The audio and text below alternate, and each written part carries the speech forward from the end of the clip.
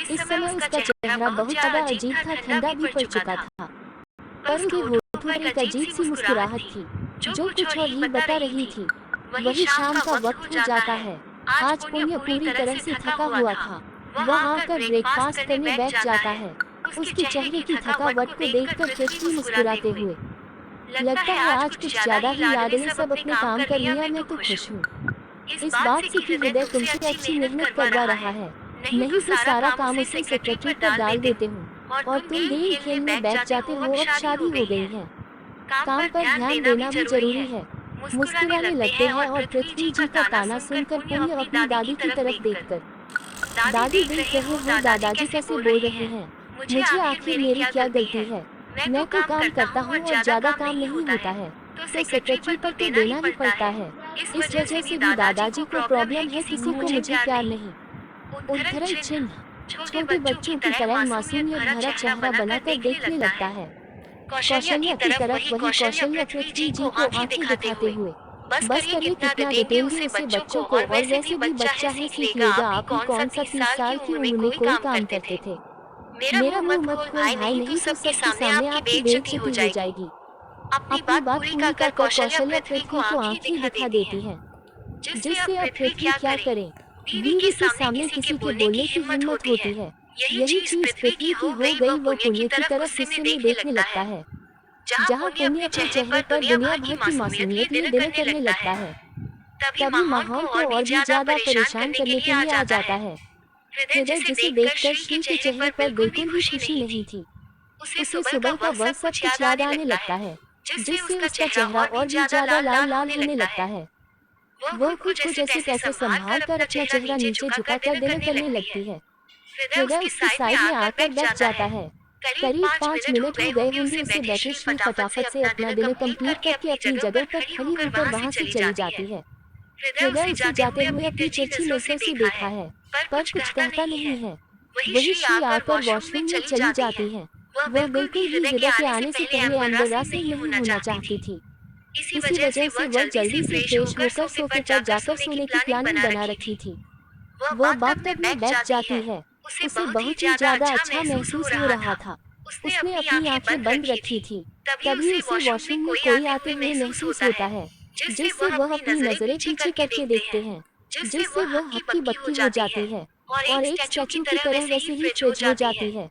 वह इसे देखकर अपने आप को जैसे तैसे संभाल कर अपने आप को थोड़ा नीचे कर लेती है, जिससे वह पानी में अपने शरीर को छुपा सके और अपनी आंखें बड़ी बड़ी करके हैरानी भरी आवाज में, आप यहाँ पर क्या कर रहे हैं, और वॉशरूम के दरवाजे को अपने कैसे खोला। कहते हुए उसका पूरा चेहरा टमाटर की तरह लाल लाल होने लगा था। और वही यह सुनकर सामने जो हृदय खड़ा था, वह अपने ब्लेजर को निकाल कर एक साइड कर देता है, शर्ट के बटन को खोलने लगता है, जिससे श्री को कुछ समझ नहीं आता है। हृदय अपने शर्ट को निकाल कर बेल्ट को निकलने लगता है, जिससे शरीफ का चेहरा और भी ज्यादा लाल लाल होने लगता है। वह जल्दी से अपना चेहरा सामने कर देती है। वही हृदय उसे देख रहा था। वह अपने पेट को निकाल लेता है, जिससे वह सिर्फ और सिर्फ बॉक्स में खड़ा था। वह अपने दोनों हाथ फोल्ड किया। Mrs don't act innocent the first no चाहती थी मैं वॉशरूम में आ जाऊं, इसी वजह से तो तुमने दरवाजे को खुला रखा, और देखो मैं आ गया। कहते हुए वह वॉशरूम के दरवाजे को बंद कर देता है। और वही यह सुनकर श्री पहले तो पूरी तरह से अपनी जगह पर जम सी जाती है। उसके मानव पैरों तले जमीन ही खिसक चुकी थी। वह जल्दी से पीछे हृदय को देखते हैं, जिससे उसका चेहरा और भी ज्यादा लाल लाल होने लगता है। वह आगे देखकर अपनी आंखें बंद करते हुए, यह क्या कह रहे हैं, मैं सच में दरवाजा खुला नहीं रखा था, मुझे याद भी नहीं है, शायद गलती से हो गया होगा। और आप जाए, मैं फ्रेश हो लूंगी, पहले फिर आप आ जाए। हृदय ये सुनकर अपना सर नाम में हिलाकर अपने होठों पर एक हल्की सी तिरछी मुस्कुराहट, नहीं बिल्कुल भी नहीं आया हूँ तो मैं जाऊंगा नहीं। ये सुनकर श्री एक गहरी सांस लेकर, तो ठीक है आप पहले फ्रेश हो जाइए, फिर मैं बाद में फ्रेश हो जाऊंगी। ये सुनते ही हृदय हंसते हुए, सोचना भी मत मिसेस, तुम्हारे साथ बहुत बुरा हो सकता है।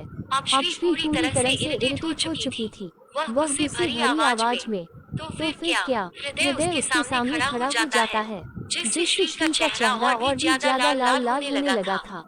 वह अपनी पलकें नीचे झुका लेती है। हृदय वैसे ही उसे देखते हुए अपने होठों पर एक हल्की सी तिरछी मुस्कुराहट लिए अपनी गर्दन को तिरछी करके। तुम्हारे पास सिर्फ दो ही ऑप्शन है मिसेस। हम दोनों एक साथ बात ले लेते हैं, नहीं तो मुझे तुम्हें ऐसे ही देखने दो चॉइसेस। कहते हुए वह उसे बड़ी अजीब तरह से ऊपर से नीचे तक देखने लगता है। श्री अब पूरी तरह से फंस चुकी थी। उसे समझ नहीं आ रहा था कि वह क्या करे। अगर वह हृदय को अपने साथ बात लेने दे तो भी परेशानी है, और उसे ऐसे खुद को देखने दे तो भी परेशानी है। वह कुछ सोचकर एक गहरी सांस लेकर, मुझे लगता है पहले वाला ही ऑप्शन सही है। आपकी ऐसी नजरों से तो अच्छा है कि आप मेरे साथ बात, क्योंकि ऐसी नजरें मुझसे नहीं हैंडल होती हैं। कहते हुए वह अपना सर और भी नीचे झुका लेती है, और वही उसकी बात को सुनकर हृदय के होठों पर एक अजीब सी मुस्कुराहट आ जाती है। अपनी नजरें जैसे ही ऊपर करती हैं, तो उसका चेहरा और भी जरा लाल लाल हो जाता है, क्योंकि हृदय ने बचे हुए कपड़ों को भी निकाल दिया था। ये देखकर अब श्री की दिल की धड़कनें बढ़ने लगी थी। उसका चेहरा टमाटर की तरह लाल लाल हो गया था। उसके अंदर इतनी हिम्मत नहीं थी कि आप वह अपनी नजरें को खोले। वह अपनी आंखों को कस के बंद कर लेती है, और वही हृदय श्री के चेहरे की तरफ देख रहा था। वह तो श्री को जानबूझकर परेशान करना चाहता था, पर श्री का चेहरा देखकर उसका मन कुछ और ही करने का कर चुका था। वह बात करने में आ जाता है, जिससे श्री की दिल की धड़कनें बढ़ने लगती है। वह गहरी गहरी सांस ले रही थी। समझ दोनों के बीच कोई भी कपड़ा नहीं था। श्री को समझ नहीं आ रहा था कि आखिर वह क्या करे। वही हृदय श्री के चेहरे को देख रहा था। बाथटब के दोनों साइड उसने अपने दोनों हाथ रखे हुए थे, पैरों को फैलाया हुआ था। बाथटब इतना बड़ा था कि इसके अंदर करीब करीब 6-7 लोग आ जाते हैं। बहुत बड़ा था। वह अपने पैरों को फैलाए हुए वह बस श्री को अपनी गहरी नजरों से देख रहा था। श्री उसकी नजरों को महसूस कर रही थी। वह जानती थी कि वह उसे ही देख रहा था। श्री को समझ नहीं आ रहा था कि वह करे तो कर क्या। उसकी नजरों से कैसे खुद को दूर करे, और उसके पास कोई भी ऑप्शन नहीं था। सिर्फ और सिर्फ श्री को देख रहा था। श्री को जब भी सह नहीं जाता है, तब उसे अपने लिए हुए डिसीजन पर बहुत ज्यादा रिग्रेट महसूस हो रहा था। वह जाने के लिए डिसाइड कर चुकी थी, पर वह अपने कदम जाने के लिए बढ़ा पाते उससे पहले ही हृदय उसका हाथ पकड़कर अपनी तरफ खींच लेता है, जिससे श्री सीधा जाकर हृदय की गोद में जाकर बैठ जाती है, जिसे महसूस करके उसकी आंखें बड़ी बड़ी को हो जाती है।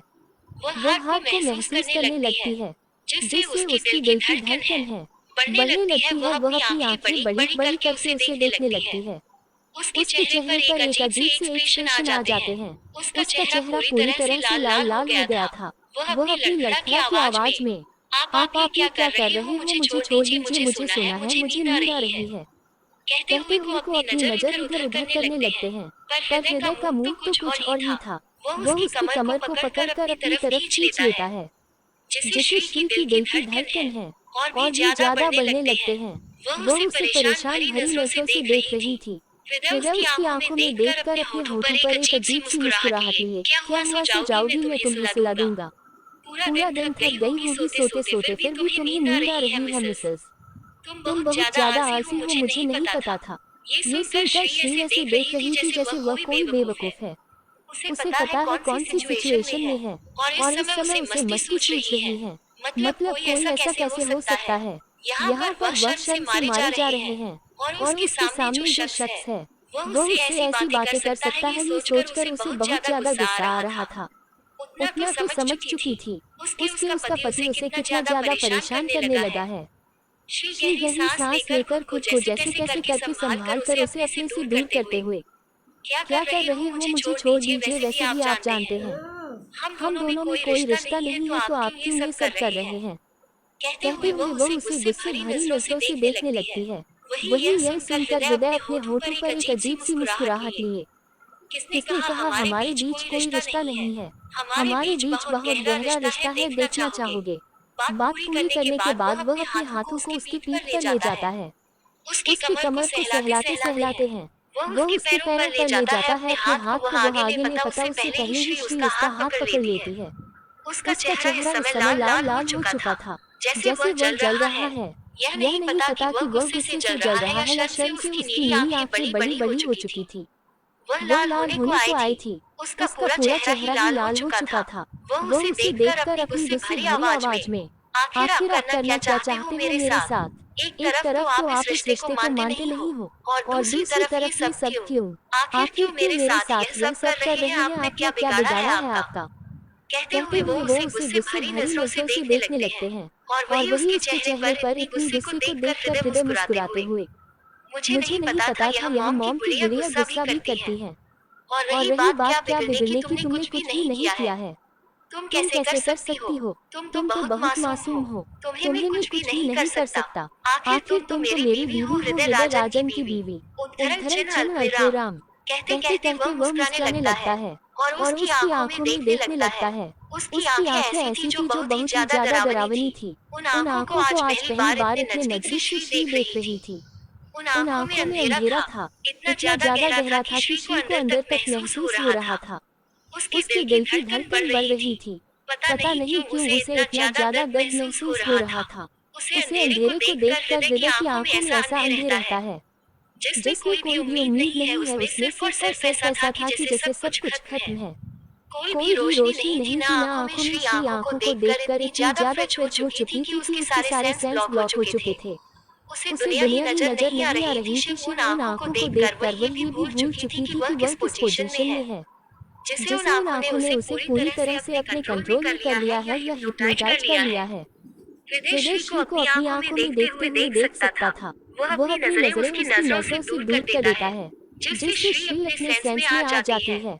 वह अपनी नजरों को नीचे झुका लेती है। उसकी दिल की धड़कन बढ़ने लगी थी। उसके मन में कुछ चल रहा था। हृदय उसे वैसे ही बात में अकेला छोड़ देता है। श्री ने अभी भी अपनी नजरें नीचे झुका रखी थी, हृदय टॉवल को अपने हाथों में लेकर। तुम एक रोशनी हो, दुनिया के काले करे अंधेरे से अभी भी दूर हूँ। इन आंखों को देखने की फिर से गलती मत कर देना। इस अंधेरे में डूब जाओगी, मुझसे दूर रहो, वही तुम्हारे लिए बेहतर से बेहतर रहेगा। दर्द क्या होता है ये तुम्हें पता नहीं है, पर अगर मेरी आंखों में देखोगी और मेरे नजदीक आने की कोशिश भी करोगी तो इस कदर तुम्हें दर्द मिल जाएगा कि तुम सोच भी नहीं सकती।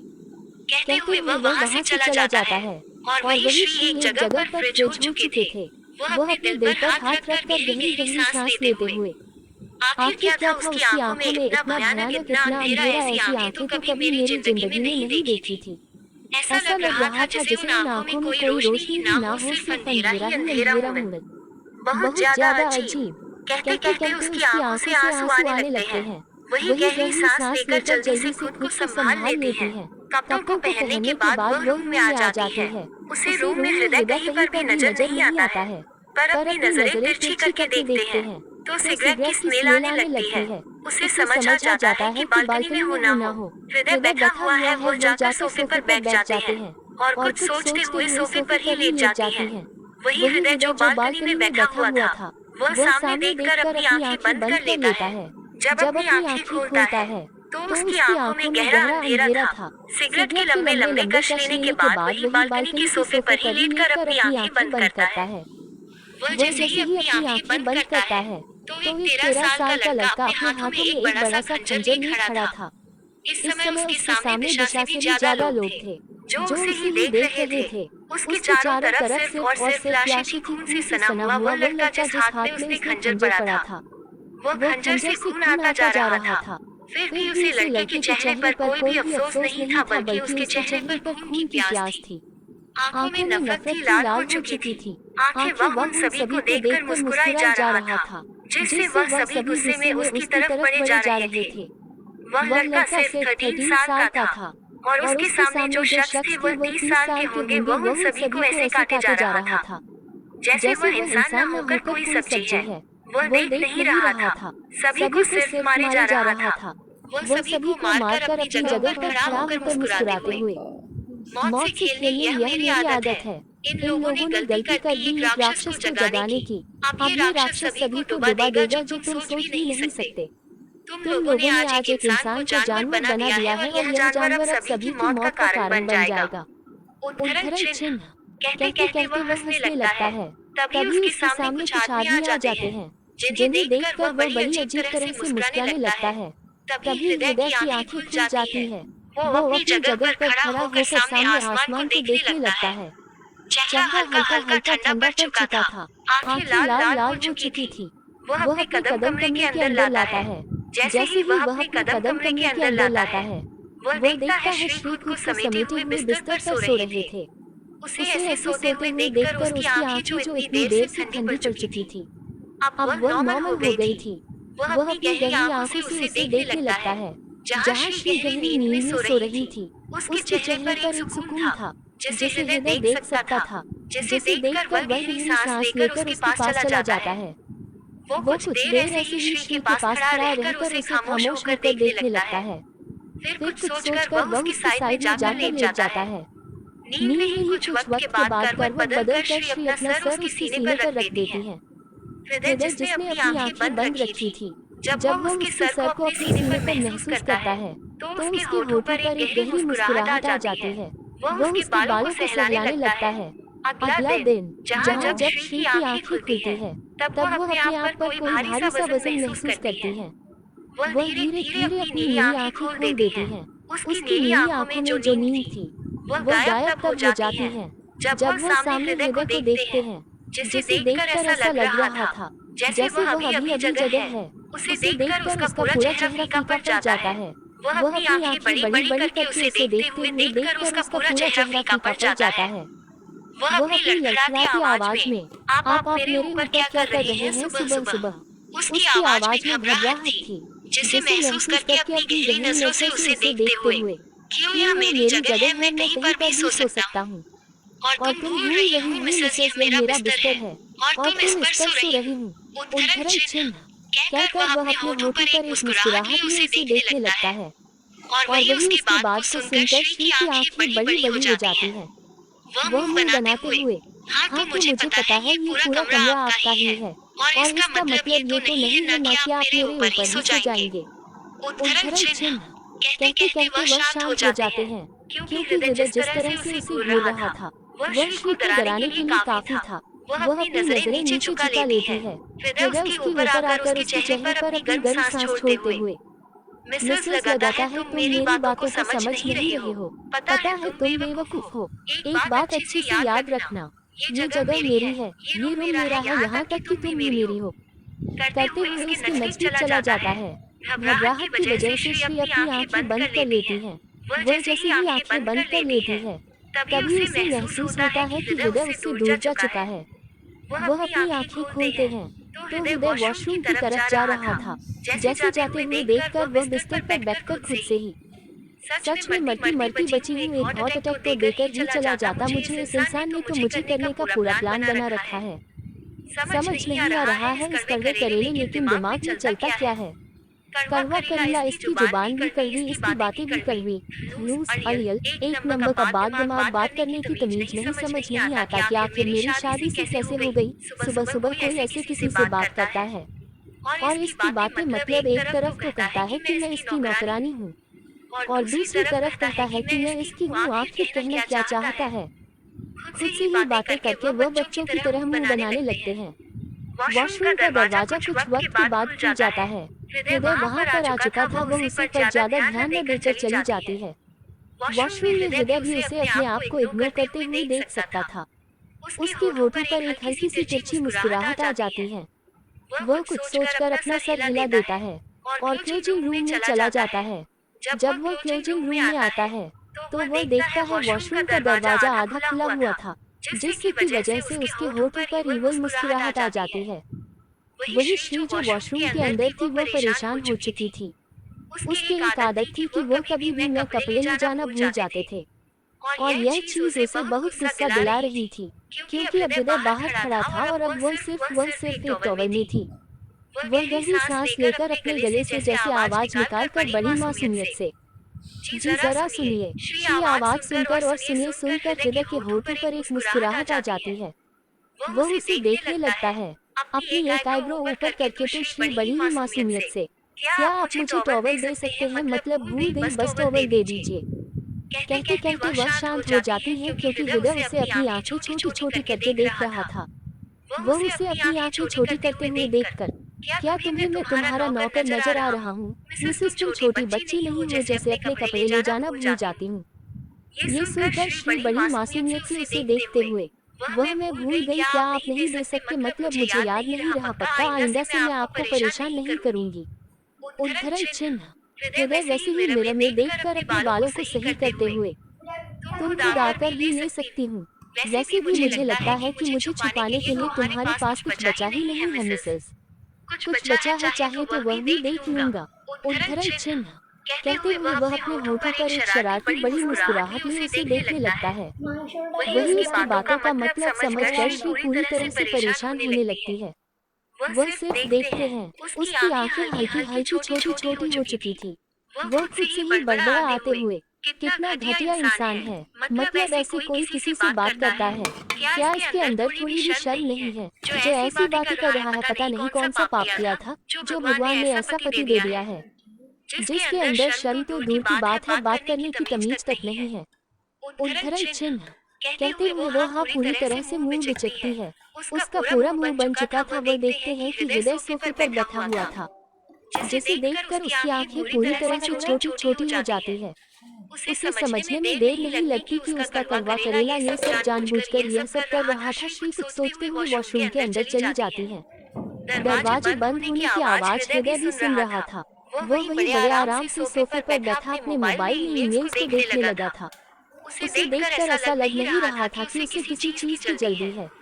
करीब 5 मिनट के बाद वॉशरूम का दरवाजा पूरी तरह से खुल जाता है। हृदय अपनी नजर मोबाइल से हटकर वॉशरूम के दरवाजे की तरफ करता है तो उसका गला उसे सूखता हुआ महसूस हो रहा था। उसी का पूरा चेहरा पसीने में आ चुका था। हाथों की मुठ्ठियां बन चुकी थी क्योंकि सामने श्री उसके ही व्हाइट कलर की शर्ट को पहने हुए आ रहे थे और व्हाइट कलर का शर्ट मिल चुका था उसकी बॉडी पर और उसकी पूरी बॉडी इस समय उसके सामने थी। श्री जैसे तैसे करके खुद को संभाले हुए उसकी नजरों से बचाते हुए जाने लगते हैं, पर हृदय एक ही झटके में उसका हाथ पकड़कर अपनी तरफ खींच लेता है, जिससे श्री का चेहरा उसके सीने में छुप जाता है, जिससे उसकी नाक टूटे टूटे बचे हुए हैं। वह अपनी आंखें बंद करके अपने मन में आखिर इस कड़वे करेले को प्रॉब्लम क्या है? मेरी नाक तोड़ दी उसने, इसके अंदर इंसान है कि कोई पहाड़?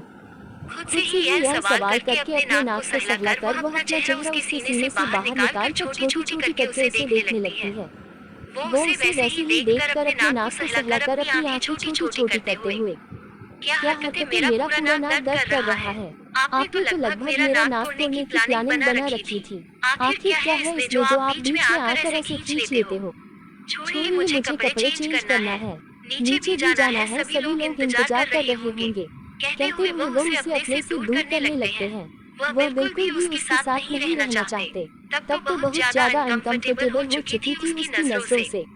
उसकी नजरें बहुत ज्यादा गहरी थी और जिस तरह से देख रहा था ऐसा लग रहा था जैसे वह उसकी पूरी बॉडी को स्कैन कर रहा है। श्री को पता था उसकी नजर कहाँ पर है। वह जल्दी से अपने सीने पर हाथ रखकर उसे अपने से दूर करते हुए, क्या कर रहे? छोड़िए मुझे, पहले तो कपड़े आपने दे दिए नहीं और अब तो मैंने कुछ पहना है, उसमें भी आपको प्रॉब्लम हो रही है क्या? खुद से ही यह सवाल करके अपने नाक से सहलाकर वह अपना चेहरा उसके सीने से बाहर निकाल कर छोटी छोटी करके उसे देखने लगती है। वो उसे वैसे ही देखकर अपने नाक से सहलाकर अपनी आंखें छोटी छोटी करते हुए, क्या हरकतें? मेरा पूरा नाक दर्द कर रहा है। आपने तो लगभग मेरा नाक तोड़ने की प्लानिंग बना रखी थी। आखिर क्या है इसमें जो आप बीच में आकर ऐसे खींच लेते हो? छोड़िए, मुझे कपड़े चेंज करना है, नीचे भी जाना है, सभी लोग इंतजार कर रहे होंगे। कहते हुए वो उसे अपने से दूर करने लगते हैं। वह बिल्कुल भी उसके साथ नहीं रहना चाहते। तब तो बहुत ज्यादा अनकंफर्टेबल हो चुकी थी उसकी नजरों से। उसकी नजरें बहुत ज्यादा गहरी थी और जिस तरह से देख रहा था ऐसा लग रहा था जैसे वह उसकी पूरी बॉडी को स्कैन कर रहा है। श्री को पता था उसकी नजर कहाँ पर है। वह जल्दी से अपने सीने पर हाथ रखकर उसे अपने से दूर करते हुए, क्या कर रहे? छोड़िए मुझे, पहले तो कपड़े आपने दे दिए नहीं और अब तो मैंने कुछ पहना है, उसमें भी आपको प्रॉब्लम हो रही है क्या? कहते कहते वो उसे अपने से और भी ज्यादा दूर करने लगती है। दूसरे ही पल वो उसकी कमर को पकड़कर अपनी तरफ खींच लेता है। श्री कुछ कह पाते इससे पहले ही उसकी आंखें बड़ी बड़ी हो जाती है। हृदय ने उसके होठों पर अपने होंठ रख दिए थे। वह जिस तरह से उसको होठों को लिख रहा था उसे श्री की पूरी बॉडी में रोंगटे खड़े हो चुके थे। वह पूरी तरह से ब्लैक हो चुकी थी, अपनी जगह पर फ्रिज हो चुकी थी। उसने सोचा नहीं था कि हृदय उसके साथ ये करेगा। वो जब अपने सेंस में आती है, तब जाकर वो उसे अपने से दूर करने के लिए उसके सीने पर हाथ रखकर दोनों के बीच एक दूरियां लाने लगती है। पर बहुत देर हो चुकी थी। हृदय उसके दोनों हाथ पकड़कर उसकी कमर से लगाकर उसकी कमर को अपनी तरफ खींच लेता है और वैसे ही उसकी किस करने लगता है। अब श्री की हालत बहुत ज्यादा परेशानी में जा चुकी थी, क्योंकि उसे सांस लेने में नहीं आ रही थी और हृदय जिस तरह से उसके होठों को किस कर रहा था, उसे ऐसा लग रहा जैसे उसके होठों को तो वह खा ही जाएगा। परेशान हो चुकी थी, वो उसे कैसे भी करके अपने से दूर करना चाहती थी। हृदय उसकी इस कोशिशों को जैसे पूरी तरह से तोड़ ही देता है। वो उसे इतनी कस के अपनी बाहों में भर देता है, जिससे श्री को बहुत ज्यादा परेशानी होने लगी थी और अब तो उसे सांस भी लेने को बहुत दिक्कत हो रही थी। हृदय तब तक किस करता है जब तक पूरी तरह से सेटिस्फाई नहीं होता है। अब तो उसने सिर्फ और सिर्फ श्री के होठों को ही लिख, क्योंकि श्री ने अपना मुंह नहीं खोला था। जब वो उससे दूर होता है, तब श्री के होंठ पूरी तरह से सूख चुके थे। वो पूरी तरह लाल लाल हो गए थे और कहीं कहीं पर तो जख्म थे। वो अपने होठों को अपने अंगूठे से साफ करते हुए, मेरी सोच से भी बुरा निकला, पर बुरी चीज मुझे बहुत पसंद है मिसेस, कहते हुए वो उसे आंख मार के वहाँ से चला जाता है। वही उसकी बात को सुनकर श्री पूरी तरह से फ्रिज हो चुकी थी। वो बस उसे देख रही थी। उसके होठ इस समय पूरी तरह से लाल लाल हो चुके थे। मेरा में खुद को देखते हैं, उसका पूरा चेहरा फीका पड़ चुका था। उसके होंठ ऐसे थे जैसे मानो उसने खून ही नहीं है। खुद के हालात को देखकर वो परेशान हो चुकी थी, फिर भी वही एक गहरी सांस लेकर अपना सर हिला देती है और अपने होठों को जैसे तैसे अपने हाथों से साफ करने लगती है। पर उसे दर्द बहुत ज्यादा महसूस हो रहा था। जल्दी से चेंजिंग रूम में जाकर कपड़े बदल कर वह नीचे आ जाती है। वो जब नीचे हॉल में आती है, तो वो देखते हैं सभी डाइनिंग टेबल की तरफ जा रहे थे। वह भी उनके पीछे पीछे जाने लगते हैं। अपनी जगह पर बैठकर वह गहरी सांस लेती है। उसने एक बार भी अपना सर ऊपर करके नहीं देखा था। ब्रेकफास्ट आ जाता है। वह जैसे ही ब्रेकफास्ट करने लगते हैं, तभी उसके मुंह से दर्द से आह जाता है, जिससे सभी की नजर उसकी तरफ जाती है। यशी परेशान होते हुए, श्री क्या हुआ है, तुम ठीक तो हो, कहीं तुम्हें कुछ लगी तो नहीं है ना? जो अपनी आंखें बंद कर रही थी, वो गहरी सांस लेती है। वो पोहे खा रही थी और पोहे खाते वक्त मिर्ची जो थी उसके होठों पर लग गई थी, जिससे उसे बहुत ज्यादा जलन महसूस हो रहा था, क्योंकि उसके होंठ पहले से ही सूजे हुए थे और जख्म थे और वहाँ पर तीखा और भी ज्यादा दर्द दे रहा था। उसे वही गहरी सांस लेकर अपना सर हिलाकर अपने होठों पर जैसे तैसे मुस्कुराहट लाकर, कुछ नहीं मैं ठीक हूँ, कहते कहते वो उसे देखने लगते हैं। यशी की नजर श्री के होठों पर चली जाती है। उसे समझ में आ जाता है कि क्या हुआ है। वह बस अपना सर हिला देती है। सभी ब्रेकफास्ट करने के बाद अपने अपने काम में चले जाते हैं। एक बार भी श्री ने हृदय की तरफ नहीं देखा था। हृदय उसकी ऐसी नजरों को देख सकता था जो उसे खुद इग्नोर कर रहे थे। उसके हाथों की मुट्ठियां बन जाते हैं।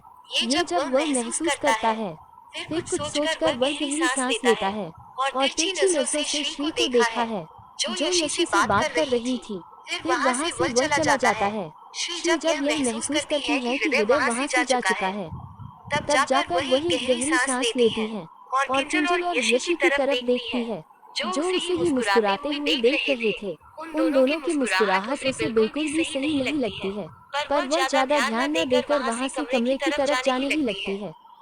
तभी किंजल उसका हाथ पकड़कर कहाँ जाने का प्लान बना रखा है मेरी प्यारी सी मामी जी।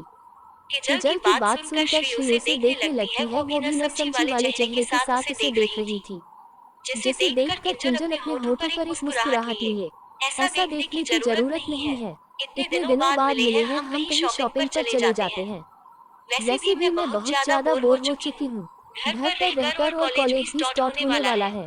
मैं चाहती हूँ कि तुम मेरी मदद करो, मेरी दोनों सहेलियों मेरे साथ चले और वहाँ पर कुछ शॉपिंग कर लेते हैं। ये सुनकर श्री और यशी भी दोनों अपना सर हिला देती हैं। यशी तैयार होकर नीचे आ जाती है। श्री भी तैयार हो जाते हैं। उसने नॉर्मल शर्ट और जीन्स पहनी हुई थी, बालों की पोनीटेल बनाई हुई थी और हाथों में मोबाइल लेकर आ रही थी। वही यशी भी वहाँ पर आ चुकी थी। वहाँ पर आ जाती है। तीनों ही वहाँ से चले जाते हैं। शॉपिंग के लिए किंजल ड्राइविंग सीट पर बैठ जाती है। उसी की साइड में यशी बैठ जाती है। और पीछे श्री बैठ जाती है। वह तीनों इस बात से अनजान कि कोई उनका पीछा कर रहा है। पहले से निकलते ही वक्त पीछे Tasty orange and yummy milk created delicious combination. Hattrick biscuit activated double. Black colour की दो बाइक उनके पीछे पीछे जाने लगती है। वो दोनों एक बड़े से माल के सामने आ जाते हैं। बहुत ही ज्यादा खूबसूरत और लग्जरी था। श्री को कुछ लेना नहीं था। इसी वजह से माल के अंदर चली जाती है और सिर्फ चीजों को देखने लगते हैं। किंजल अपने लिए शॉपिंग करती है। उसके साथ ही यशी भी शॉपिंग करने लगते हैं। यशी दो तीन वन पीस को देखते हुए श्री की तरफ उन्हें ले जाते हुए, श्री इसे ट्राई करो, ये बहुत खूबसूरत लगेंगे तुम्हारे ऊपर।